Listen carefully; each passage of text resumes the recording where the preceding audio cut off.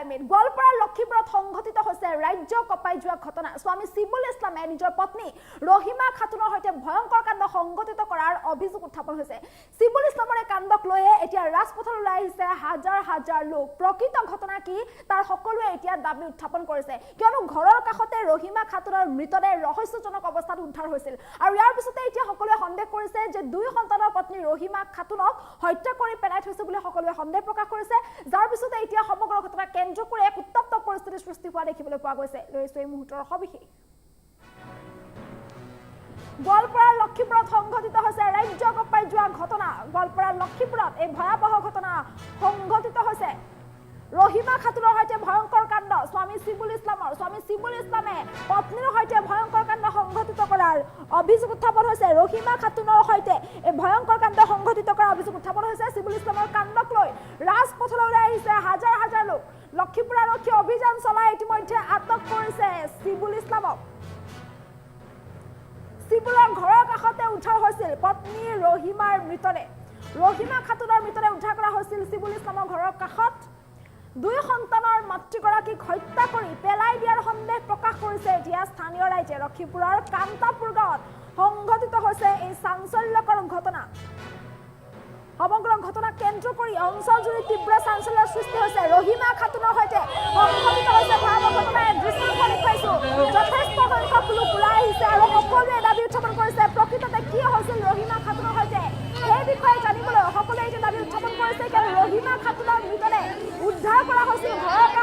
ঘৰৰ কাষত ৰহস্যজনক অৱস্থাত উদ্ধাৰ কৰা হৈছিল ৰহিমা খাতুনৰ মৃতদেহ আৰু ইয়াৰ পাছতে সমগ্ৰ ঘটনা কেন্দ্ৰ কৰি তীব্ৰ চাঞ্চল্যৰ সৃষ্টি হৈছে যদি আমি সম্ভৱ হয় আপাৰটো উঠাই দৃষ্টান্ত দেখুৱাবলৈ চেষ্টা কৰিম সমগ্ৰ ঘটনা কেন্দ্ৰ কৰিয়ে এইদৰে হাহাকাৰ পৰিৱেশৰ সৃষ্টি হোৱা দেখিবলৈ পোৱা গৈছে তীব্ৰ চাঞ্চল্য বিৰাজ কৰিছে কিয়নো শিবুল ইছলামে পত্নী ৰহিমা খাতুনক হত্যা কৰা অভিযোগ উত্থাপন হৈছে শিবুল ইছলামৰ এই কাণ্ডক লৈ সকলোৱে এতিয়া প্ৰশ্ন উত্থাপন কৰিছে প্ৰকৃততে ৰহিমা খাতুনৰ লগত হৈছিল কি তাক লৈ এতিয়া সকলোৱে প্ৰশ্ন উত্থাপন কৰা দেখিবলৈ পোৱা গৈছে ৰহিমা খাতুনৰ এই ঘটনাক লৈ সকলোৱে এতিয়া প্ৰশ্ন উত্থাপন কৰিছে কোনে কৰিলে এই ঘটনা ৰাইজক এতিয়া উত্তৰ লাগে স্বামী শিবুল ইছলামে এই ঘটনা সংঘটিত কৰিলে নেকি শিবুল ইছলামে নিজৰ পত্নীক হত্যা কৰিলে নেকি সেই প্ৰশ্ন বিচাৰিছে এতিয়া ৰাইজে কোনে ৰহিমা খাতুনৰ সৈতে এই ঘটনা সংঘটিত কৰিলে তাৰ উত্তৰ এতিয়া ৰাইজক লাগে কিয়নো ৰহিমা খাতুনৰ মৃতদেহ উদ্ধাৰ কৰা হৈছিল ঘৰৰ কাষত ৰহস্যজনক অৱস্থাত ৰহিমা খাতুনৰ মৃতদেহ উদ্ধাৰ কৰা হৈছিল যাৰ পিছতে এই সমগ্ৰ ঘটনা কেন্দ্ৰ কৰি পৰিস্থিতি উত্তপ্ত হৈ পৰিছে ৰাজপথলৈ সকলো ওলাই আহিছে সকলোৱে প্ৰশ্ন কৰিছে সকলোৱে দাবী উত্থাপন কৰিছে যে ৰহিমা খাতুনৰ সৈতে কি হৈছিল আমাক তাৰ উত্তৰ লাগে বুলি সকলোৱে এতিয়া দাবী উত্থাপন কৰিছে ৰাইজে এতিয়া উত্তৰ বিচাৰিছে শিবুল ইছলামে কেনেবাকৈ নিজৰ পত্নী ৰহিমা খাতুনক হত্যা কৰিলে নেকি তাক লৈ এতিয়া সকলোৱে প্ৰশ্ন উত্থাপন কৰিছে সমগ্ৰ ঘটনা কেন্দ্ৰ কৰি এক উত্তপ্ত পৰিস্থিতিৰ সৃষ্টি হোৱা দেখিবলৈ পোৱা গৈছে ৰহিমা খাতুনৰ মৃতদেহ উদ্ধাৰ কৰা হৈছিল ঘৰৰ কাষতে ৰহস্যজনক অৱস্থাত উদ্ধাৰ হৈছিল ৰহিমা খাতুনৰ মৃতদেহ দুই সন্তানৰ মাতৃ ৰহিমা খাতুন আৰু দুই সন্তানৰ মাতৃৰ নিথৰ দেহ উদ্ধাৰ হৈছিল ঘৰৰ কাষত ৰহস্যজনক অৱস্থাত কিন্তু এতিয়া প্ৰশ্ন হৈছে আচলতে ৰহিমা খাতুনৰ সৈতে হৈছিল কি কোনে ৰহিমা খাতুনৰ সৈতে কাণ্ড সংঘটিত কৰিলে যাৰ বাবে দুই সন্তানৰ মাতৃ ৰহিমা খাতুনে মৃত্যুক সামতিবলগীয়া হ'ল কি হৈছিল প্ৰকৃততে ৰহিমা খাতুনৰ সৈতে যদি স্বামী শিবুল ইছলামে ৰহিমা খাতুনক হত্যা কৰিছে তেন্তে কিয় হত্যা কৰিছে ইয়াৰ অলপ কাৰণ কি আৰু যদি শিবুল ইছলামে ৰহিমা খাতুনক হত্যা কৰা নাই তেন্তে কোনে কৰিলে কেনেকৈ ৰহিমা খাতুনৰ মৃতদেহ ৰহস্যজনক অৱস্থাত ঘৰৰ কাষত উদ্ধাৰ হ'বলৈ পালে এনে বহু প্ৰশ্ন উত্থাপন হৈছে সমগ্ৰ ঘটনা কেন্দ্ৰ কৰি এক উত্তপ্ত পৰিস্থিতিৰ সৃষ্টি হৈছে ৰাইজে দাবী কৰিছে যে আমাক উত্তৰ লাগে ৰহিমাৰ সৈতে কি হৈছিলে ৰহিমাক কোনে মৃত্যুমুখলৈ ঠেলি দিলে ৰহস্যজনক অৱস্থাত উদ্ধাৰ হোৱা ৰহিমা খাতুন কেনেকৈ মৃত্যুক সামতি ল'লে কোনোবাই তেওঁক হত্যা কৰিলে নে ইয়াৰ আঁৰত আন কিবা ৰহস্য আছে নে নিজৰ স্বামীয়ে ৰহিমা খাতুনক হত্যা কৰিলে এই সকলো প্ৰশ্নৰ উত্তৰ বিচাৰিছে এতিয়া ৰাইজে আৰু এই সকলো প্ৰশ্নৰ উত্তৰ বিচাৰি ৰাইজে এইদৰে দাবী উত্থাপন কৰিছে যদিহে শিবুল ইছলামে নিজৰ পত্নীক হত্যা কৰিছে তেন্তে ইয়াৰ আঁৰত কাৰণ কি কাৰণে ৰহিমা খাতুনৰ সৈতে এই ঘটনা সংঘটিত হ'ল বা শিবুল ইছলামে যদি কৰিছে কি কাৰণে এই কাণ্ড সংঘটিত কৰিছে তাক লৈ এতিয়া সকলোৱে প্ৰশ্ন উত্থাপন কৰিছে সমগ্ৰ ঘটনা কেন্দ্ৰ কৰি এক উত্তপ্ত পৰিস্থিতিৰ সৃষ্টি হোৱা দেখিবলৈ পোৱা গৈছে গোৱালপাৰাৰ লক্ষীপুৰত সংঘটিত হৈছে ঘটনা এই সমগ্ৰ ঘটনা কেন্দ্ৰ কৰি অঞ্চলজুৰি তীব্ৰ চাঞ্চল্যৰ সৃষ্টি হৈছে লক্ষীপুৰৰ কান্তাপুৰ গাঁৱত এই ঘটনা সংঘটিত হৈছে যে ঘটনাৰ পাছতে তীব্ৰ চাঞ্চল্যৰ সৃষ্টি হৈছে সমগ্ৰ ঘটনা পৰিস্থিতিৰ সৃষ্টি হোৱা দেখিবলৈ পোৱা গৈছে। সিবুল ইছলামৰ ঘটনাক কেন্দ্ৰ কৰি পৰিস্থিতি উত্তপ্ত হৈ পৰিছে। ৰাজপথলৈ যথেষ্ট লোক ওলাই আহিছে, সকলোৱে দাবী কৰিছে প্ৰকৃততে কি হৈছিলে ৰহিমাৰ সৈতে, এই সকলো কথা জানিব লাগিব বুলি সকলোৱে এতিয়া দাবী উত্থাপন কৰিছে। আৰু এইদৰে সমগ্ৰ ঘটনাক কেন্দ্ৰ কৰিয়ে এক উত্তপ্ত পৰিস্থিতিৰ সৃষ্টি হোৱা দেখিবলৈ পোৱা গৈছে। গোৱালপাৰাৰ লক্ষীপুৰৰ কান্তাপুৰ গাঁৱত সংঘটিত হৈছে এই চাঞ্চল্যকৰ ঘটনা, যি ঘটনাক কেন্দ্ৰ কৰি অঞ্চল জুৰি তীব্ৰ চাঞ্চল্যৰ সৃষ্টি হৈছে।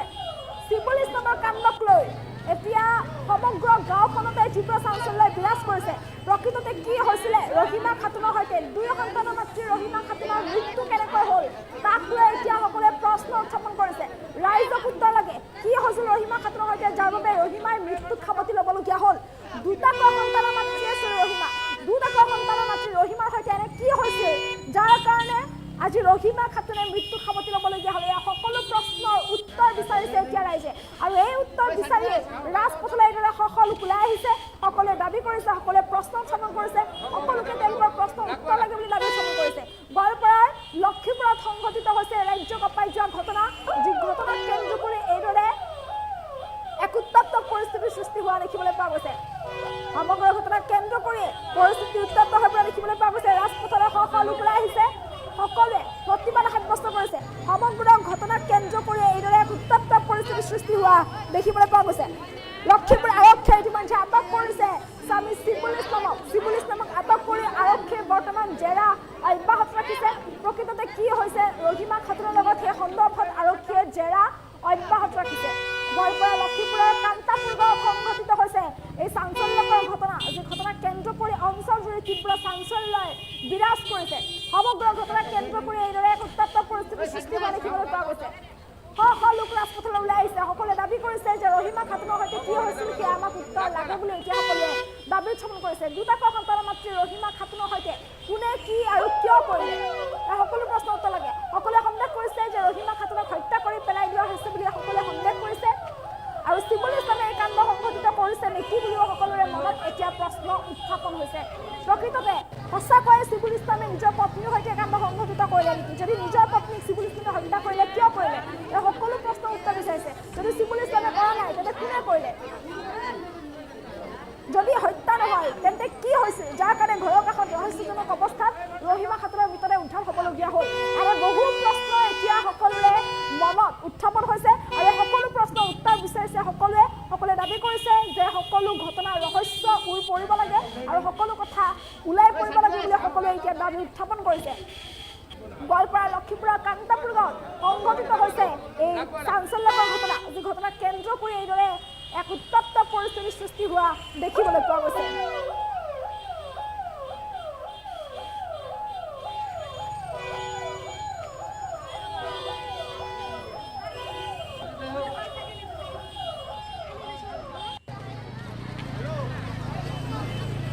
যিটো ঘটনা হৈছে বৰ দুখজনক। মই মোটামুটি 4টা বজাত এটা খবৰ পালোঁ,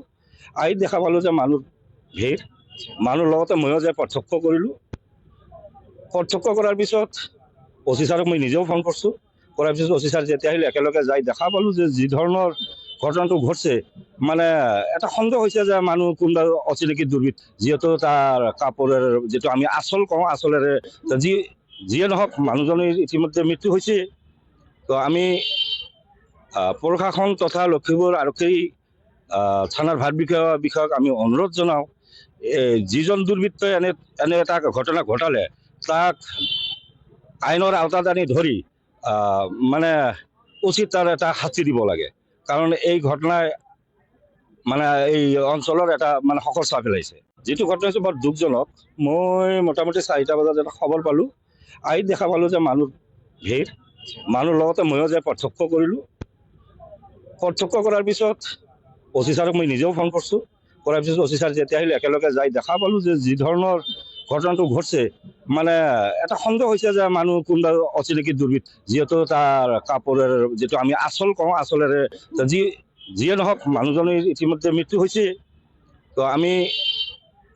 প্ৰশাসন তথা লক্ষীপুৰ আৰক্ষী থানাৰ বিষয়ক আমি অনুৰোধ জনাওঁ, যিজন দুৰ্বৃত্তই এনে এটা ঘটনা ঘটালে তাক আইনৰ আওতাত আনি ধৰি মানে উচিত তাৰ এটা শাস্তি দিব লাগে। কাৰণ এই ঘটনাই মানে এই অঞ্চলৰ এটা মানে শকত চাহ পেলাইছে। যিটো ঘটনা হৈছে বৰ দুখজনক। মই মোটামুটি 4টা বজাত এটা খবৰ পালোঁ, আহি দেখা পালোঁ যে মানুহ ভিৰ, মানুহৰ লগতে ময়ো যে প্ৰত্যক্ষ কৰিলোঁ। প্ৰত্যক্ষ কৰাৰ পিছত অচি ছাৰক মই নিজেও ফোন কৰিছোঁ। কৰাৰ পিছত অচি ছাৰ যেতিয়া আহিলে একেলগে যাই দেখা পালোঁ যে যি ধৰণৰ ঘটনাটো ঘটছে, মানে এটা সন্দেহ হৈছে যে মানুহ কোনোবা অচিনাকি দুৰ্বৃত্ত, যিহেতু তাৰ কাপোৰেৰ যিটো আমি আচল কওঁ, আচলেৰে যিয়ে নহওক মানুহজনৰ ইতিমধ্যে মৃত্যু হৈছে। তো আমি প্ৰশাসন তথা লখিমপুৰ আৰক্ষী থানাৰ বিষয়ক আমি অনুৰোধ জনাওঁ, যিজন দুৰ্বৃত্তই এনে এটা ঘটনা ঘটালে তাক আইনৰ আওতাত আনি ধৰি মানে উচিত তাৰ এটা শাস্তি দিব লাগে। কাৰণ এই ঘটনাই মানে এই অঞ্চলৰ এটা মানে শকত চাহ পেলাইছে। যিটো ঘটনা হৈছে বৰ দুখজনক। মই মোটামুটি 4টা বজাত এটা খবৰ পালোঁ, আহি দেখা পালোঁ